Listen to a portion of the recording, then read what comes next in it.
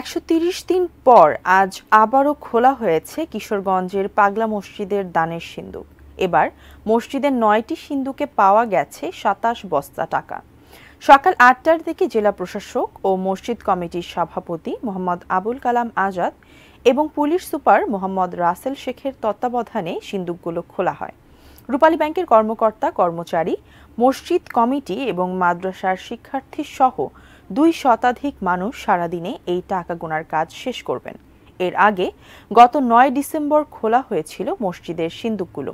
তখন মিলেছিল ৬,৩২,৫১,৪২৩ টাকা।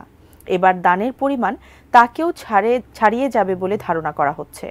পাগলা মসজিদে দান করলে মনোবাসনা পূর্ণ হয়, এমন বিশ্বাস থেকে মানুষ নগদ টাকা ছাড়াও দান করেন অলংকার ও বিদেশি মুদ্রা। জেলা প্রশাসক জানান, দানের টাকায় পাগলা মসজিদ ঘিরে আন্তর্জাতিক মানের দৃষ্টিনন্দন বহুতল ইসলামী কমপ্লেক্স নির্মাণ করা হবে।